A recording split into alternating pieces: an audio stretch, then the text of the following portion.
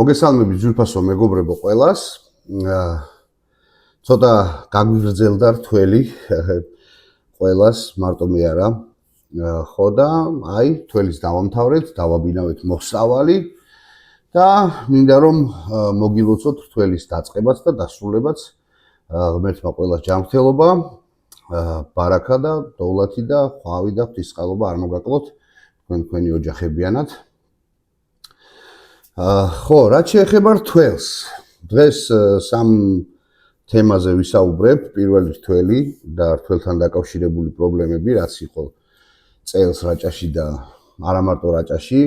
ზოგადად ყველა აღნიშნავდა, რომ წლევანდელი რთველი იყო რაღაცა გართულებულ მდგომარეობაში და ფორმებით და გამონაკლისი არც რაჭა არ იყო.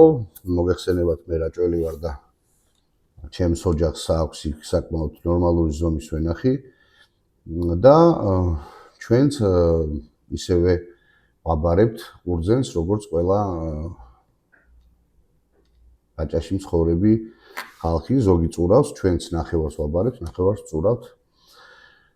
მაგრამ წლევანდელი რთველი გართულდა და ამას რაღაცა თავისი მიზეზებიც ჰქონდა, სავარაუდოდ არჩევნებიც დაემთხვა, მერე გართულებული არჩევნების შემდგომი პერიოდი და რაღაცეები და მე მესმის ახლა ბევრი ფაქტორი არის ხოლმე დამოკიდებული ერთმანეთზე და მერე აქედან გამომდინარეობს უკვე პრობლემებიდან. მოკლედ წელს რა მოხდა? უინფორმაციობა, ანუ რას გულისხმობ ახლა ამაში? გულისხმობ იმას, რომ ადამიანებს არ ქონდათ კი შტაბი ქონდათ გახსნილი მთავრობის წარმომადგენლებს და იყო იქ რაღაცა ადამიანები, რომლებიც საქმის კურსში გაკენებდნენ თუ მიხვიდოდი იმ შტაბში და გეუბნებოდნენ რაღაცეებს, მაგრამ საკმარისი იყო, რომ გამოსულიყავით რომელიმე ტელევიზიით, მთავრობას ეხება და შესაბამისად, ალბათ იმედზე უნდა გეთქვათ, რომ სახელმწიფო თავიდან ჩაიბარებენ კერძო კომპანიები, მერე ჩაერთვება მთავრობა ამ ყველაფერში. კარგია, რომ მხარდაჭერა აქვს რაღაც სახით გლეხებს მთავრობისგან ყურძნის სუბსიდირების ამბავში, ეს ძალიან მომწონს და ძალიან კარგია, რომ ცდილობთ, რომ გვერდში დაუდგეთ გლეხობას და ჩვენ და ფერმერებს და ასე შემდეგ, მაგრამ ინფორმაცია რო ყოფილიყო ამის შესახებ, რომ სახელმწიფო ჩაერთვებოდა უკვე რთველში ოფიციალურად რომელიმე რიცხვიდან, ხო, უფრო კარგი იქნებოდა და რატომ? როგორც კი მარნებში შევიდნენ კერძო კომპანიები და მარტო თბილისში მოღვაწე კერძო კომპანიები ხო არ არიან, არა, თვითონ ადგილობრივი რაჭაში მოქმედი კომპანიებიც არიან, რომლებიც იბარებენ ხვანჭკარის მასალას. ალექსანდრონ მუჯურეთულს, ხო და როგორც კი გაიხსნა მარნები და დაიწყეს კერძოებმა ჩაბარება, დაიწყო მარნებთან რიგი.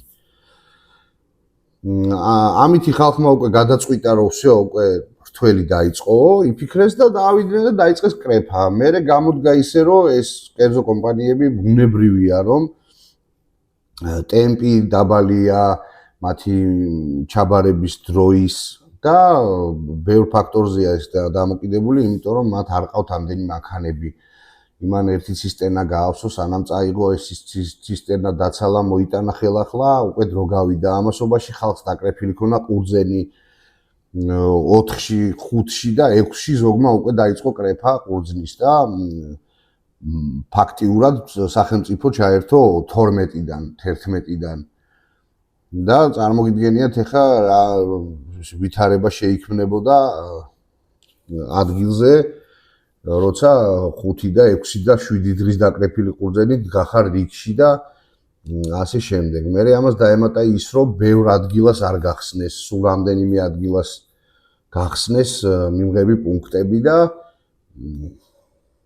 ამის გამო რიგები იყო, მე რიგის გამო პრობლემები, იმიტომ რომ ცოცხალი რიგით არ გამოდიოდა, ჩაწერით უნდა ყოფილიყო, ჩაწერაზე მერე პრობლემა ხდებოდა, იმიტომ რომ ზოგი 8-გან იყო ჩაწერილი, იქ მოუწევდა, აქ აღარ მოდიოდა, არ აფრთხილებდა ხალხს და ასე შემდეგ.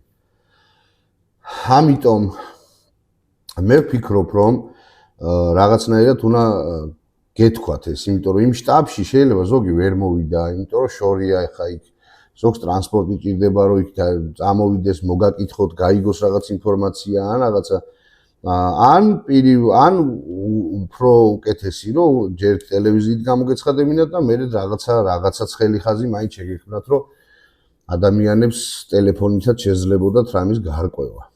მე მგონია წლევანდელი არჩევნების და ამ მცირედი არეულობის გამო მოხდა ესეთი გაუგებრობები, ყოველ შემთხვევაში სურვილი მაქვს რომ ესე ყოფილიყო, მაგრამ საბოლოო ჯამში მაინც გაწვალდა ხალხი და ძალიან დიდი უკმაყოფილება გამოიწვია ამ ამბავმა რა და ყველა აღნიშნავდა არა მარტო რაჭაში სხვათა შორის რომ წლევანდელი რთველი ძალიან რთულად მიდიოდა.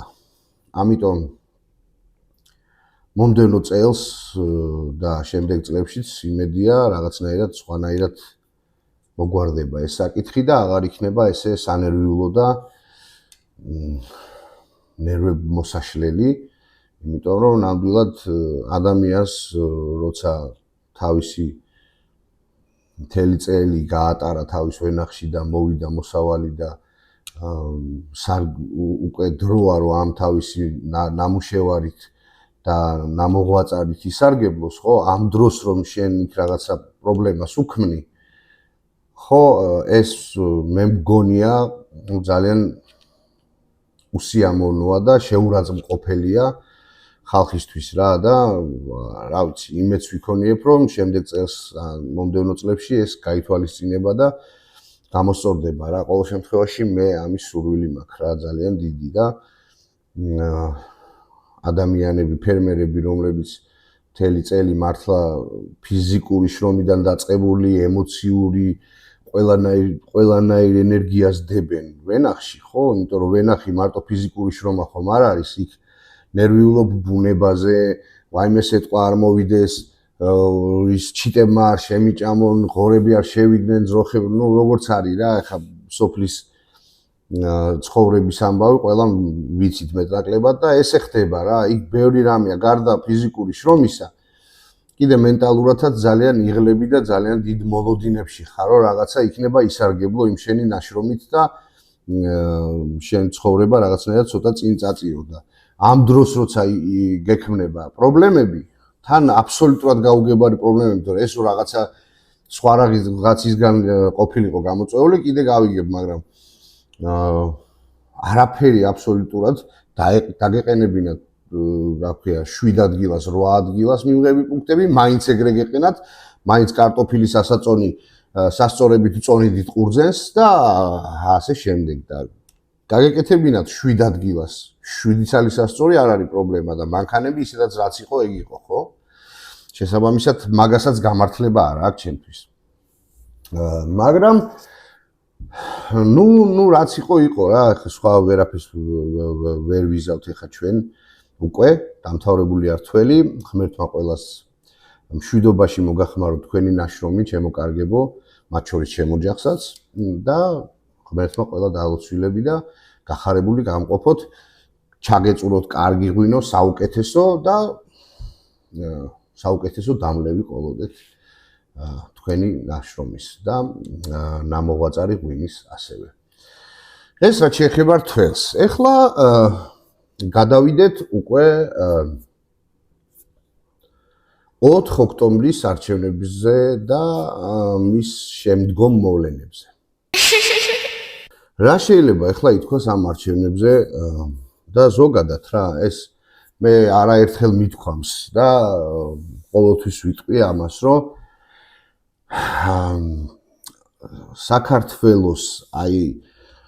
საქართველოს რაც მოუტანა აი ამ ჯოს ძახილმა და გადატრიალებებმა ზოგი ფსევდო ზოგი მართლა გადატრიალებამ ჩვენ კარგად დავინახეთ რა ყოველ შემთხვევაში ვინც 80-იანის ბავშვია ჩემსავით ის მოესწრო უკვე დიდი იყო 90-იანებსაც.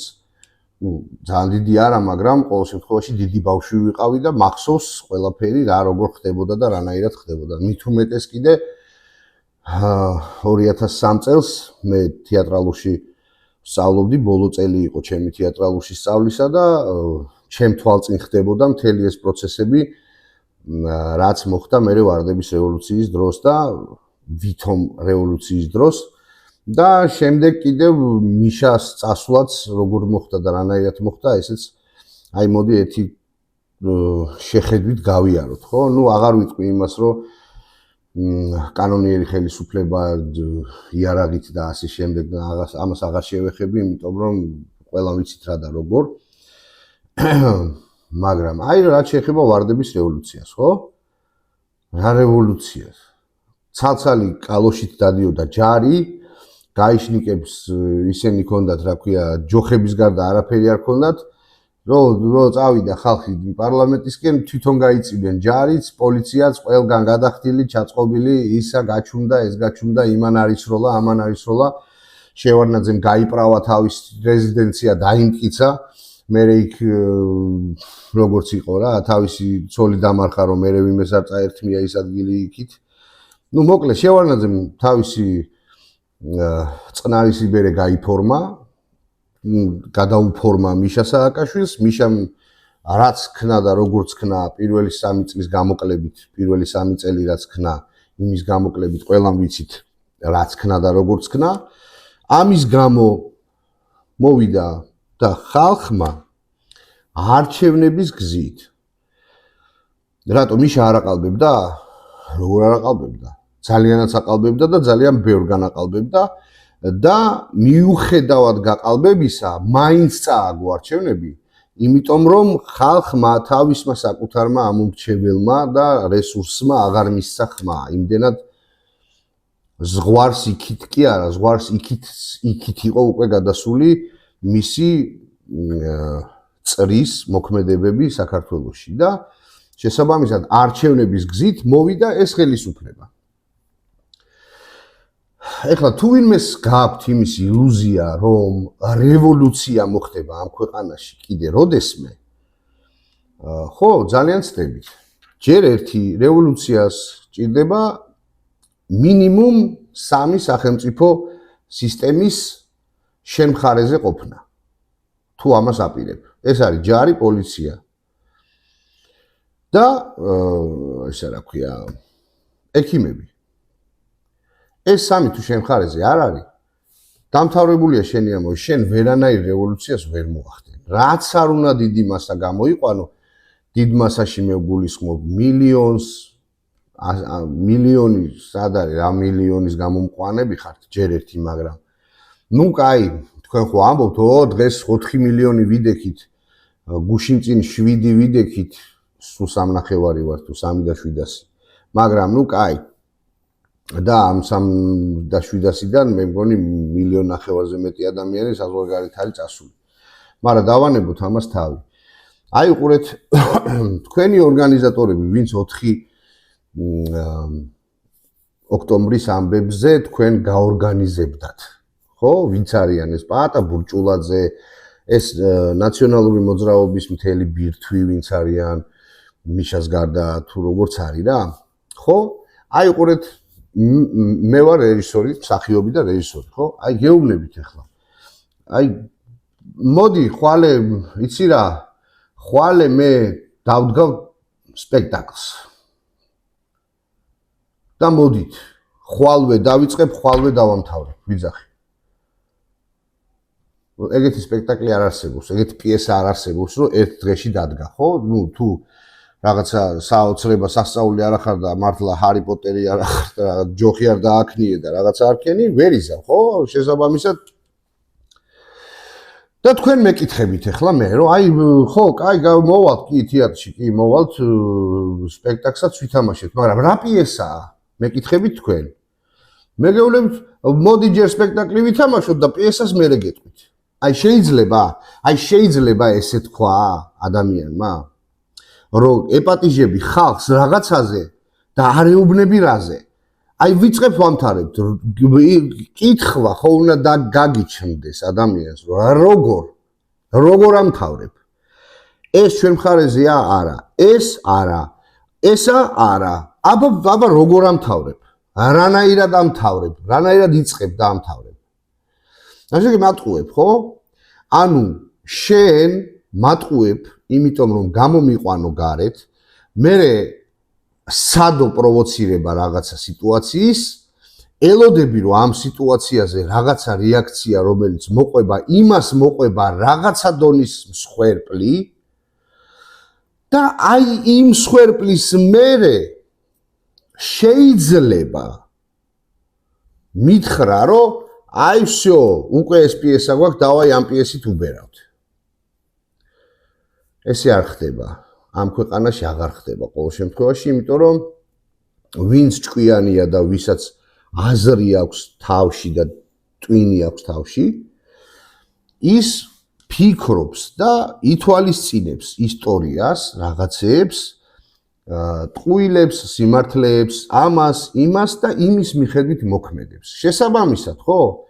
თქვენ რაც არ უნდა გეკივლათ, ხო? აი ეს ემოციებზე გათვლილი ყველაზე ძალიან რაც არ მიყვარს მე და რაც გვაქვს ქართველებს რა, რომ აი ემოციაზე გათვლილი, რომ აი ოღონდ ეხლა დავამტრიო, ოღონდ ეხლა მოვერიო, ოღონდ ეხლა ამას აქვნა, ოღონდ ეხლა იმას აქვნა. ამან დაგუპა ძალიან ბევრჯერ. მეორე გამოდიხარ რევოლუცია გინდა მოაწყო თუ როგორც არის, ყოველ შემთხვევაში მშვიდობიანი დამხობა არ არსებობს და რევოლუცია არ არსებობს მშვიდობიანი. კიდევ ვიძახი ვარდების რევოლუციას თუ თვლით თქვენ, ვარდების რევოლუციაზე მხოლოდ იმიტომ არ მოყვა მსხვერპლი, რომ ყველას ქონა ფული აღებული, ყველა უფრთხილდებოდა თავის თავს ბოდიში და ერთ ადგილებს და ყველას ქონა გარიგება დადებული, რომ აი კი შედი ძმაო, აიღე ხისა, შევარნაძეს მიეცით ესა, შევარნაძე აიღებს ამას, თარგამაძე არ დაიჭიროთ, ის არ დაიჭიროთ, ეს არ დაიჭიროთ, მითხარით ჩამომითვალეთ 5 ადამიანი, რომელიც ვარდების რევოლუციის მერე მაღალჩინოსანზე მაქვს ლაპარაკი, რომელიც მერე დაიჭირეს. არ არსებობს ეგეთი. იმიტომ რომ ყველა გადახდილია ჩადევისა, ამე ყველა მაყოფილი იყო. მიშა რაღაც ვარდი ჩევარდა, იქ ვიღაცა ჩაი დალია. აიგე და აი ეს მოხდა. თორე სხვა შემთხვევაში არ ხდება რევოლუცია მშვიდობიანი. არ ხდება რევოლუცია, იმიტომაც არის რევოლუცია, რომ ის მშვიდობიანი ვერ იქნება. ხო. შესაბამისად, მით უმეტე საქართველოში.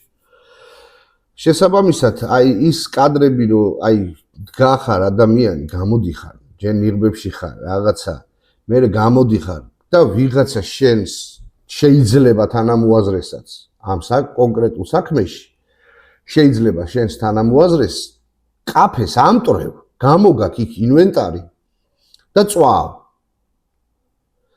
აი სულ შენი თანამოაზრე იყოს ის ადამიანი, ის ხო შენს გვერდით, всё, აღარასდროს აღარ დადგება. და ესეთი მილიონი არის რა ადამიანი ამ ქვეყანაში. და მეორე, აი ეს არჩევნების ბოიკოტი არის აბსოლუტური სისულელე, რომელიც შეიძლებოდა ვინმეს მოეფიქრებინა. მაგრამ საქმე იმაში კი არ არის ეს ვინ მოიფიქრა, ეს იქიდან უკარნახეს ვიღაცეებმა, ესე ქენითო და ჩვენო აქედან დაგეხმარებითო და ისინიც კი ვერ ეხმარებიან იქიდან, იმდენად ვერ დაალაგეს, იმდენად ცოტა ხართ, გამიგე, ფიზიკურად ხართ ცოტა ეგეთი ადამიანი. შეიძლება მეც არ მომწონს ეს მთავრობა, მაგრამ შენს გვერდით მაინც არ ვდგავარ, იმიტომ რომ შენ არ ხარ ჩემთვის ის, ვინც ეს მთავრობა უნდა შეცვალოს. არიან ოპოზიციური პარტიები, მაგალითად მე ძალიან მესიმპათიურება იაგოს გირჩი მაგალითად და არასდროს არ დამიმალავს ეს, გამოვხატავ ჩემს სიმპათიებს ამ პარტიის მიმართ. მაგრამ სამწუხაროდ შეიძლება ადრე თუ გვიან ხალხმა დაიწყოს მათი დაჯერება, გირჩის დაჯერება და რაღაცა უფრო მეტი და მეტი გაუხდეს თანამოაზრე და მომხრე ამ პარტიას. მაგრამ ჯერჯერობით გირჩი არ არის იმ სიტუაციაში, რომ ეხლა ამათ ციფრებით მოუგოს. ჯერ არ არის ამ მაშინ რანგში. ნუ ის მეორე პარტია კიდე ის ჩვეულებრივ ჩემთვის ყოველ შემთხვევაში ის ჩვეულებრივად ბიზნეს პროექტი იყო თავიდანვე, მერე ვითომ ბიზნეს ოპოზიცია გაიჩნდა, მერე ვითომ დაბლოკეს არჩევნებში, მერე ვითომ ახალი პარტია გახსნეს, მერე ვითომ რაღაცები, ნუ როგორც არის. ამას არ ვეძიები, რაც ღმერთმა გაუმარჯოს ყველას თავის გზაზე. თავარია ადამიანებს საქართველოსთვის უნდათ კარგი და ეს უკვე საკმარისია ჩემთვის. ეხლა მე იმ პარტიას ვეთანხმები, თუ არ ვეთანხმები, ეს უკვე ჩემი პირადი საქმეა და ჩემი პირადი გემოვნების ამბავია. ვიღაცას ის მოწონს, ვიღაცას ის მოსწონს, მაგრამ ეს უკვე სხვა რაღაცაა, მაგრამ აი თქვენ ამდენი ადამიანი იძახით თან რომ მილიონობით ვართო. ეს 3 მილიონი ნახევარი რამდენი მილიონობით არის, მაინც ვეღარ გავიგე, მაგრამ ნუ კაი და ჯანდაბას. აი და ამ დროს, როცა ესეთი ოპოზიციური მუხტი გაქვს ქვეყანაში შექმნილი, თქვენივე ნალაპარაკებიდან გამომდინარე ვიძახი, ხო? და ამ დროს შენ ბოიკოტს უცხადებ. არჩევნებზე არ მიდიხარ, მე ამ ხალხს ეძახი რუსთაველზე, რომ აიო, всё, ჩვენო ამას დავიწყებ დავამთავრებთ. როგორ ამთავრებ? როგორ? ფული შენ არ გაქვს, გავლენა შენ არ გაქვს, არაფერი შენ არ გაქვს. ანუ ემოციებზე გათვლილი იქიდან ელოდები, რომ ის ამ დროს არ დაგითმობს და შეიძლება ვიღაცა მოკვდეს და ამ სიკვდილზე მე ააწყობ შენივე პიესას, რომელშიც უკვე დაპატიჟებ და ხალხს ათამაშებ. აი ეს არის რეალობა. შესაბამისად, მე იქ ძალიან ბევრი ჩემი ახლობელიც იდგა იმ მიტინგებზე და მე ვცდილობ ხოლმე რომ ჩემი მოსაზრება აუხსნა და გაუზიარო იმ ადამიანებს. ვიღაცას ესმის ეს, ვიღაცას არ ესმის, ვიღაცას თავის შეხედულება აქვს და არავის არ ვაკრიტიკებ, მე კაცო, ესე ხედავ შენ ესე იყოს, მაგრამ ფაქტი არის ერთი, რომ რევოლუციით მთავრობის შეცვლა ვეღარ მოხდება ამ ქვეყანაში. ამ ქვეყანაში უნდა მოხდეს არჩევნებით ეს. შესაბამისად, აქ პოლიტიკოსები გაერთიანდნენ და იმას მომიოც კი არა, აქ უნდა ხალხი გაერთიან, ხალხმა უნდა გადაწყვიტოს, რომ ჩვენ უნდა შევთანხმდეთ, რომ ჩვენ ხმას ვაძლევთ სიტყვაზე პირობითად შალვა ნათელაშვილს ყველა. გამიგეთ? შალვა ნათელაშვილს რომ მივცემთ ხმას ყველა, ხო, მერე წააგებს ოცნება. და ასე შემდეგ. ესე შეიძლება მხოლოდ მთავრობის შეცვლა. სხვანაირად ვერ მოხდება აქ მთავრობის შეცვლა. ეს მასა კიდე ევროპელებისთვისაც არ არის საკმარისი იმისთვის, რომ ბოლომდე გაწყვიტონ ურთიერთობა და სერიოზულ სანქციებზე ილაპარაკონ ჩვენი მთავრობის წინააღმდეგ, იმიტომ რომ თვითონაც ანუ ფაქტები ვერ დადეს ტიპებმა, რომ რატო იყო გაყალბებული, ვერ გაიგეს. ნუ კაი, რახან იძახიან სხვებიო ისინი ძაყნენ, მე ელოდნენ რომ გამოვიდოდა ძალიან კრიტიკული მასა ხალხისა. კრიტიკული მასა ხალხისა ნიშნავს ის 50,000 რო თბილისში გამოვიდა, ყველა დიდ ქალაქში უნდა გამოსულიყო 50,000. აი ეს არის კრიტიკული მასა. თორე შენ აგერ თბილისში რო შეიკრიბები, რა ქვია, თუნდაც 100,000-ზე ახვიდე, ეს არაფერს არ ცვლის. მით უმეტეს ევროპელისთვის არაფერს არ ცვლის. ის არის სტატისტიკოსი რა, აი გამოვიდა ამდენი ხალხი, გაითვლიან, გამოთვლიან რაღაცა და ეს არის 37%. 37% ისე რაც ოპოზიცია იყო და იმათმა აიღეს ეს ხმები. გამოდის რომ ეს მართალია, მე ეს სტატისტიკით დგება მან ყველაფერი რა და შესაბამისად ხო ძალიან დიდ ტყუილში ეხვევით, რომელსაც თქვენვე იჯერებთ და მე ამ თქვენ დაჯერებულ ტყუილზე გინდათ რომ ააწყოთ რაღაცა ტრაგიზმი და რაღაცა დრამა დადგათ, გამიგე და მეც დამაჯერო ჩვეულებრივი ნეიტრალური ტიპი. და მე არ მჯერა ეს. ვერ მჯერა, არ მჯერა, ვერ მაჯერებ შენ ამაში, გამიგეთ? ამაშია საქმე რა.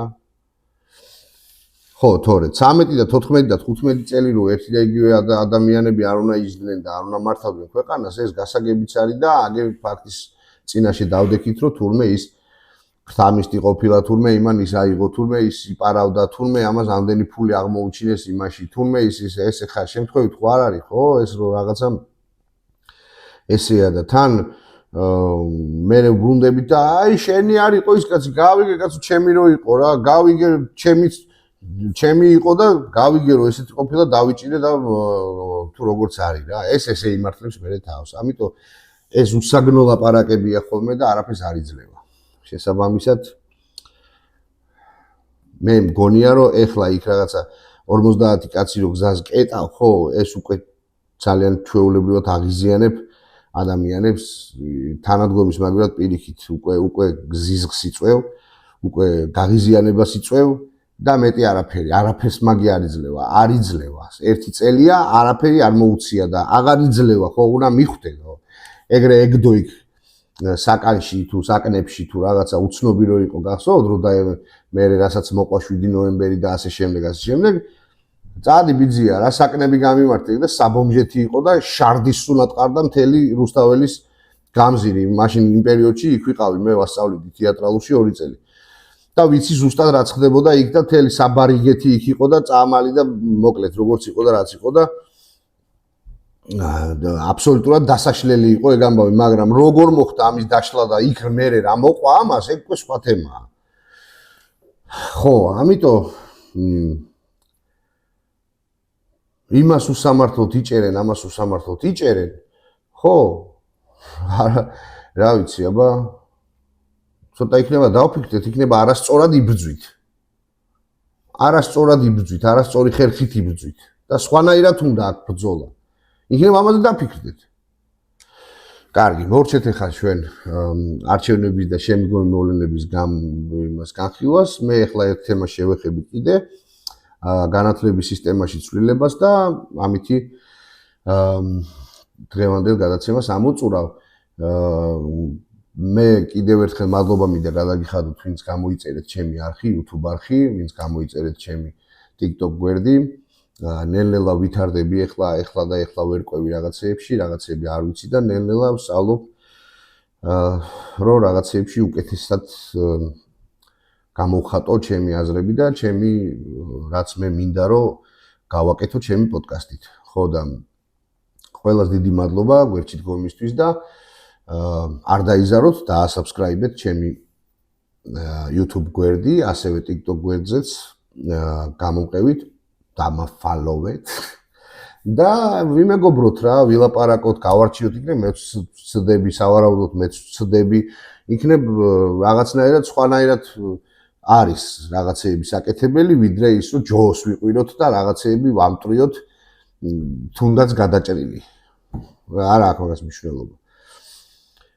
შემდეგი თემა განათლების სისტემაში რაღაცა ცვლილებები. მე ჩემი მოსაზრებები გამაჩნია ამასთან დაკავშირებით. ხო. რაც შეეხება განათლების სისტემის რეორგანიზაციას თუ რესტრუქტურიზაციას, არ ვიცი როგორ ქვია ახლა ამას. მაგრამ ჩემი აზრით რომ რაღაცა იყო შესაძლებელი ჩვენ განათლების სისტემაში, ამაზე წინა პოდკასტებიც რო გქონდა მე და აჩიკოს იქაც გქონდა საუბარი ამ თემასთან დაკავშირებით და ჩემი აზრით ესეთი არის რა. აბსოლუტურად შესაძლებელია რაღაცა და აი ატყდა ერთი ამბავი ხო ეხლა რომ აი 11 კლასზე რო გადავდივართ იქ მე გაცვლითი პროგრამები აღარ გამოდის და ის აღარ გამოდის. ვერ გავიგე. ანუ გაცვლითი პროგრამები რაც მე გამიგია ყოველ შემთხვევაში და რაც მე რას მინახავს ხო ჩემს ირგვლივ ყველაფერი ხდება აი რაღაცა NGO რაღაცა უცხოენები გადამზადება რაღაცა იმისი რა ქვია რომ ადამიანის უფლებები იურისტები ძირითადად და ასე შემდეგ. მე არ მინახია გაცვლითი პროგრამა ალბათ არის მაგრამ არ გამიგია უკაცრავად არ გამიგია რომ სადმე წაეყვანოთ და ინჟინრების ჯგუფი გაეშვათ და ვთქვათ იქ ესწავლოთ და კარგი დამსახურებული ნასწავლი ინჟინრები ჩაებრუნებინოთ უკან.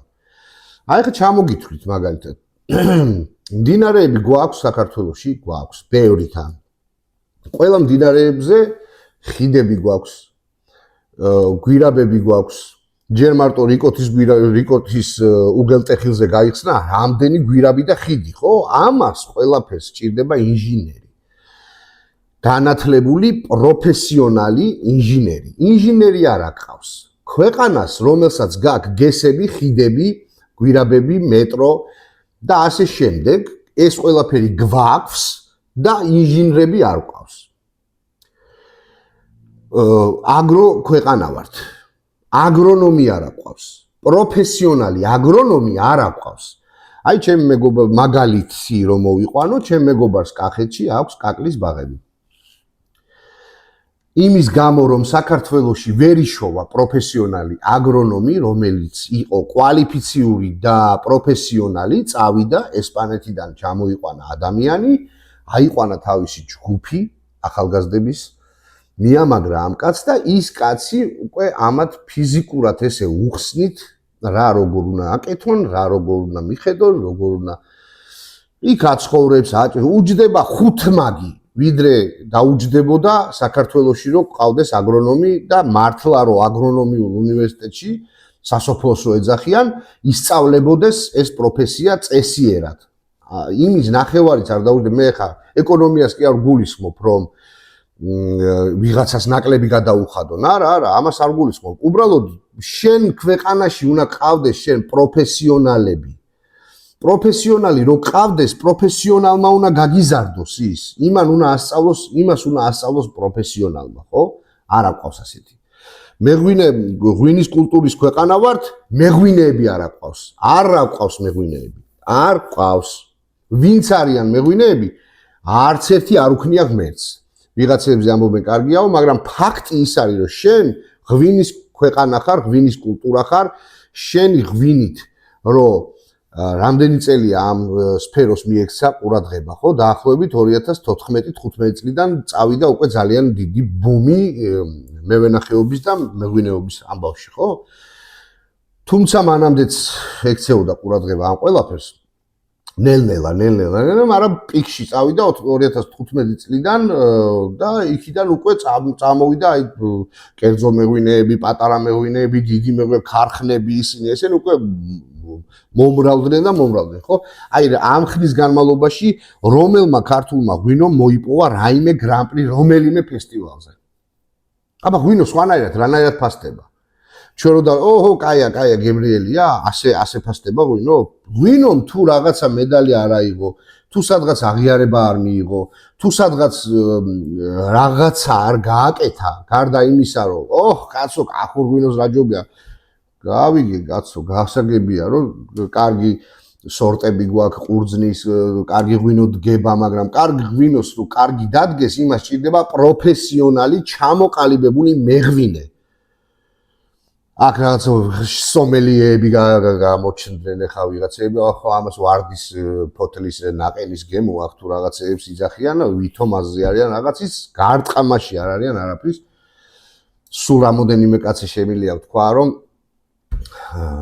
რაღაცა უსწავლიათ, რაღაცა ჩვენ ეს ერთ წელიწადში და წელიწად ნახევრიან კურსებში არის სწავლება ეს სომელიეობა და ღვინის ტექნოლოგობა და ასე შემდეგ. ამას ჭირდება სტაჟი, ჯერ ცოდნა ჭირდება, სწავლა ჭირდება, მერე ჭირდება სტაჟი, წლებიანი სტაჟი, იმიტომ რომ ყველა წელს ერთი და იგივე ამინდია თუ ახლა მართლა ცისტერნებში არ აკეთებ და ხელოვნურად არ ქმნი იქ შენ გრადუსებს და რაღაცებს და ბუნებრივად როგორც საქართველოში არის მიღებული ქვევრში, მაშინ რა ქვია, კასრში და რაღაცეებში რო ავარგებენ ღვინოს, შესაბამისად იმას ჭირდება დიდი გამოცდილება. ცოდნა, ღვინის ცოდნა, ყურძნის ცოდნა, ტემპერატურის ცოდნა, შენი ქვეყნის ცოდნა, იმ რეგიონის სადაც ამ ღვინოს აყენებ იმის ცოდნა, კახეთში და რაჭაში ერთი და იგივე ის ხო არ არის, არა, ელემენტარულად ჰაერის ტემპერატურა, ტენიანობა, ყველაფერი ეს არის გასათვალისწინებელი. არ აყავს. ეგენიც არ აყავს. ვიღაცა სამკაცე იძახიან, რომ აი ისევ მაგარი არის. მაგარია ნიშნავს იმას, რომ შენი ღვინო იტყვის შენ სათქმელს. ის რომ შენ მაგარი ხარ, შენმა ღვინომ უნდა თქვას. საზღვარგარეთ თუნდაც. თუ არა რუსეთში ხო, ესეც საზღვარგარეთია, მაგრამ რუსეთში რამდენიც გინდა ჩაიტანე, იმათვის ღვინოს შეურაცხყოფას ყველას არ ვაყენებ, ბუნებრივია, მაგრამ ძირითადად მასაზე მაქვს ლაპარაკი. რუსისთვის არის მნიშვნელოვანი, რომ უბრალოდ დათვრეს. და რითი დათვრება ესა? სამაგონი იქნება, ჭაჭის არაყი იქნება, ჩვეულებრივი ის იქნება, რა ქვია, ხორბლის არაყი, ღვინო იქნება. აი გამოდიან ზეზენაგდებ ბაზარში პლასმასის ჭურჭელში ჩასხმულ რაღაცას, რომელიც ღვინოც არ არის, მაგრამ ღვინის გემოსავით აქვს. იმაზე იძახიან, პრეკრასნე დამაშნე ვინო, მაბატიეთ რუსულისთვის, მაგრამ ესე ამბობენ. ხო? იმან არ იცის ღვინო რა არის. ღვინოს უნდა ტექნოლოგი, რომლის ღვინოც ამ ტექნოლოგიაზე იტყვის იქ. თორე შენ რო იტყვი, ეს მაგარია კაცო, ასეთი ღვინო დააყენა. თუ არაფერს არ ამბობს ეს შენი დაყენებული ღვინო და რანაირად ახარ მაგარი. ვერ ხარ მაგარი, ესე იგი. ამითი დამთავრდა მან ლაპარაკი. ესე იგი ესეც არ აყვავს. და გავაგზავნოთ ახლა ექიმები დაგიფაროს ღმერთმა. აი თუ ვინმე ნაცნობი არ აყავს საექიმო წრეში და ექიმების წრეში და არ გირჩია რომ აი ეს იგი იქ მიდი და ის განათლებული კაცია და რაღაცა ხო? აგერ საერთოდ შეეშალა ცხვის მკვდარი გაუგზავნეს სხვას და ის საერთოდ ატირეს ერთი კვირა ადამიანი და თურმე იმის მამა თუ დედა ცოცხალი ყოფილა და რა. ნუ აი რაღაც საგიჟეთში ვცხოვრობ, საგიჟეთში. და მინდა რომ დავამთავრო ესე. ამ ყველაფერს სჭირდება ცვლილება რა. შენ იმაში უნდა გააკეთო გაცვლითი პროგრამა, რაც ჩვენ ქვეყანას სჭირდება რა. არ გჭირდება ამდენი იურისტები, NGO-შნიკები, ადამიანის უფლებების დამცველი, ბაყაყის, თაგვის, გველის, ძაღლის, პეტრეს ბიძის ქათმის და ეგეთების დამცველები. არ გჭირდება ჩვენ არა ვართ მაგხელა ქვეყანა, რომ ჩვენ ახლა აქ ვიცვათ რაღაცა გველების უფლებები და რაღაცების უფლებები რა. ჩვენ ვართ ქვეყანა, რომელსაც გვაქვს ხიდები, გვაქვს აგროკულტურა, გვაქვს ღვინის კულტურა და გჭირდება პროფესიონალი კადრი, რომ აი ეს ხელოვნების დონეზე აიყვანონ და შენმა ღვინომ გარეთ, ქვეყნის გარეთ თქვას თავისი სათქმელი ფიზიკურად, მედლით, წოდებით, იმითი რა ქვია, სერტიფიკატით თუ ჯანდაბით და რა ვიცი რაც არსებობს რა. ჩემი აზრი არის ესეთი რა. თუ ამას ვერ აკეთებ, ხო? ის კაცო ჭიჭვეიშვილი კაცო მაგარი მეღვინია. და რითი გამოიხატება ეს რომ მაგარი მეღვინია? იმის ღვინოს სადმე რამე უთქვამს, რამე სიტყვა უთქვამს? აი ის მაგარი რეჟისორია კაცო, რატო არის მაგარი რეჟისორი? რამე მოიგო? სადმე რამე წარმატებას მიაღწია? ვინმე ალაპარაკდა მასზე? არა. აბა როძინავთ? შენი მაგარი მეღვინეობა უნდა თქვას შენმა ღვინომ და არა იმან ვიღაცამ. ეს არის ფაქტი. და ამ ყველაფერს სჭირდება ცვლილება რა. ხო და ის რომ 11 კლასი ისწავლი თუ 12 კლასი ისწავლი და ახლა ამითი გაფუჭდა საქმე რომ ვიღაცა NGO-შნიკი ვერ გაემგზავრება, სადღაც ვერ გადაემზადება, ხო? და ვერ დაიცავს ვიღაცა ვითომ რაღაცა ის უფლებებს, ხო? ძალიან უმრავლესობა ადამიანებს ჩვენ ამ ქვეყანაში ეგ არ გვაინტერესებს რა. ჩვენ გვაინტერესებს ის, რაც ჩვენ ქვეყანას გვაქვს, რისი შესაძლებლობები და პერსპექტივები გვაქვს, იმის მიხედვით განსაზღვროთ ჩვენი პრიორიტეტები, რომ იმან მოგვიტანოს მერე ჩვენ მოგება და ფული. გარდა სასტუმროების და კაზინოების და სათამაშო ბიზნესი და ჯანდაბის და ოხრობის რა. ესეა. აგრო ქვეყანას სჭირდება აგრონომი, ინჟინერი სჭირდება ამდენ ხიდებს და გესებს და ასე შემდეგ. თორე იურისტები ხო არიან საკმარისად და ეს რა ქვია ადამიანის უფლებების დამცველები და გადავემზადე იმაში საერთაშორისო ურთიერთობებში და ადამიანის უფლებებში. ნახევარ მსოფლიოში, სადაც ეგ ვითომ ლიბერალური რაღაცა პარტიები მართავდნენ ქვეყნებს, ყველა ეხლა ან ოპოზიციაშია გადაბარგებული უკვე, ან ცოტა ხანში გადაბარგდება, იმიტომ რომ ყველა ნორმალურ ადამიანს უკვე ამოსული აქვს ყელში ეს ვითომ ლიბერალური რაღაცა მიდგომები და ეს რაღაცა განცდებით ლაპარაკები რა, არ არის. ილია ჭავჭავაძე ლიბერალი იყო რო იძახით, ხო? წაიკითხეთ რა მისი პუბლიცისტური ნაშრომები და მე ილაპარაკეთ როგორი ლიბერალი იყო ილია და რას იძახდა განათლებაზე მათ შორის და მე ილაპარაკეთ ილიაზე და მის ლიბერალიზმზე და ასე შემდეგ რა. მათ შორის ეს ყველას ეხება ოპოზიციას, პოზიციასაც. ვისაც როგორ უნდა ისე იყენებს ამ ილიას ლიბერალობას და ასე შემდეგ რა, ესე არ არის გენცვალე, ისევე როგორც ვაჟას სტუმარ მასპინძელში რო ის არის დღეს სტუმარია ის ჩემი თუნდაც სხვა ემართო სისხლისაო, ვისაც როგორ უნდა ისე რო იყენებს ამ ყველაფერს რა. ეგრე არ არის ბიძია, მაგრამ და ბოლოს მინდა დავამთავრო ერთი აი განათლებაზე და განათლებას, ნაკითხობას მოაქვს ნელ-ნელა გემოვნება, გიყალიბდება შეხედულებები შენი რაღაც საკითხებთან დაკავშირებით, მაგრამ ჩვენ განათლებული ადამიანი ვგონია, ვინც TikTok-შია.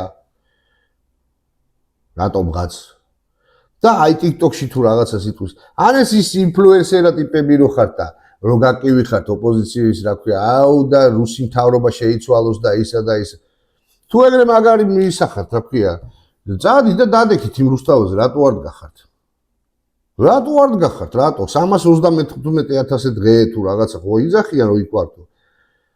რო გამომიხვალთ აქ და ახის დაუჭერიათ, გაიგეთ საღოლ მთავრობა თუ რაღაცას რომ მეტყვი, ხო? მოდი ბიძია წადი და იძინე. მერე გეტყვი მე ესე, მიუხედავად იმისა, რომ მთავრობა არა ვარ. ხო, ჩვენ ვართ ქვეყანა, სადაც ქეთიე გიდუნაშვილი უფრო მეტმა ადამიანმა იცის, ვიდრე ოთარ ჭილაძე ვინ იყო. აი ეს ქვეყანა ვართ ჩვენ. და ეხლა ლაპარაკობთ ეს იგივე სასტავით, ან იგივე სასტავი ბოდიშით სლენგისთვის, იგივე სასტავი გამოდის და ლაპარაკობს როგორი ცუდი რაღაცა დაიწყო თურმე რომ ეს რა ქვია რა ქვია განათლების სისტემა უნდა შეიცვალოს.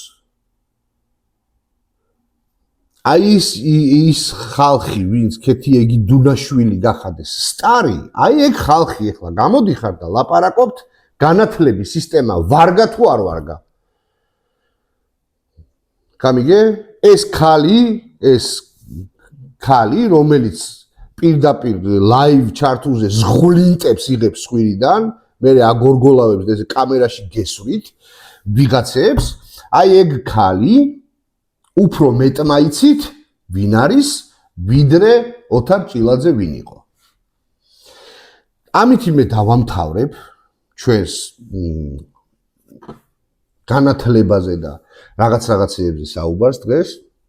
მაპატიეთ ჩემი ემოციებისთვის, უბრალოდ ძალიან ნერვების მომშლელი გახდა რაღაცეები უკვე. აი ძალიან ნერვების მომშლელი და ერთ-ერთი ეს ფაქტორიც არის რა, რომ აი განათლებაზე ლაპარაკობენ გაუნათლებლები, გამიგე, წესიერებაზე ლაპარაკობენ ბოზები და უწესოები და პროფესიონალიზმზე ლაპარაკობენ სრული დილეტანტები. აბსოლუტური დილეტანტები, აი გახახუნებული რო აი შორიდან რომ მოусმენიათ, აი ეგენი.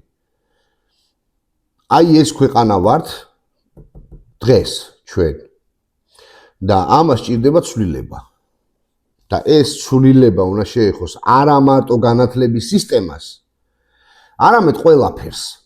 უნდა შეეხოს ასევე სოციალურ თემებსაც, უნდა შეეხოს ყველაფერს, ცვლილება უნდა შეეხოს ყველაფერს. ყველაფერს სჭირდება ამ ქვეყანაში პროფკავშირები, სჭირდება ხალხთა გაერთიანებები, რომლებიც რაღაცეებს დაარეგულირებენ.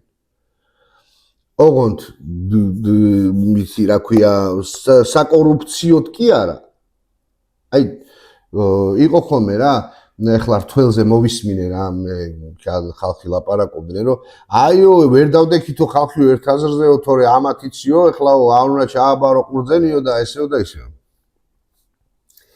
აიო უცხოეთშიო იქო აქცევენო იმასო ფერმერებსო ყურადღებასო, იმიტომ რომ იმათო იციანო რომ ისო დამოკიდებულია მერეო იმის ხმაზეო და თუ ის არ დაუდგაო. აი ზუსტად ეგ არის პროფკავშირები ჩემო კარგებო. იქ პროფკავშირი იტყვის რომ ხვალე არის გაფიცვა და არ მუშაობთ არავინ. всё, ხვალე არის გაფიცვა, არ მუშაობს არავინ. და ეს უქმნის პრობლემას და არა ის რომ შენ თუ არ ჩააბარებ ყურძენს, ეხლა იმას ამით რამე დააკლდება. შენ დაგაკლდება იმით რომ ყურძენს არ ჩააბარებ, მაგრამ თუ პროფკავშირი შეიქმნება და ეს გლეხები და ფერმერები და ჩვენ ყველანი მეც გლეხებში შევდივარ ხო და ყველა ვისაც რაღაცა მიწასთან გაგვაჩნია კავშირი და სოფელი გაგვაჩნია და ჩვენ იქ რაღაცა გვაქვს ხო შევდივართ აი თუ ყველა ესე გავერთიანდებით უკვე და ფერმერები ჩამოყალიბდებით და გვექნება ჩვენი საერთო რაღაცა ორგანიზაცია სავით კი არა ოღონდ ეს უნდა იყოს სახელმწიფო დონეზე პროფკავშირი ნიშნავს მაგას რომ აი ერთად გაერთიანებული რამდენიმე ისა და ეს რომ დაარტყავს ატკას რაღაცაზე ბოდიში სლენგისთვის კიდევ ერთხელ იქ რაღაცას შეეტყობა ეს და იმასაც არ უგლის უკვე რომ შენ გაგაბრაზოს იმიტომ რომ შენით აქვს სარგებელი რის რაზე უნდა გაუკეთო ის რა ქვია რომელ იმაზე გვაქვს ლაპარაკი ხა რომ ის რა ქვია საკვები შემოდის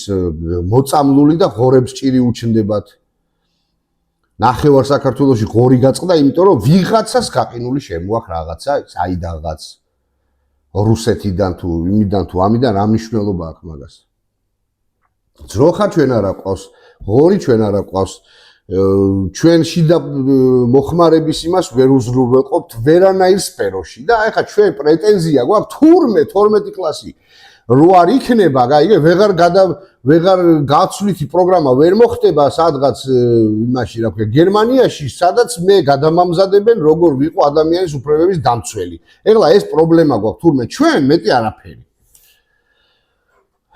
მოკლედ. თქვი წეგანაც რა ქვეყანა ვართ დღესდღეობით ყოველ შემთხვევაში, თუმცა მე მგონი კარგ რელსებზე შეგვიძლია რომ დავდგეთ და უნდა დავდგეთ. გამიგეთ, აი ესია რა.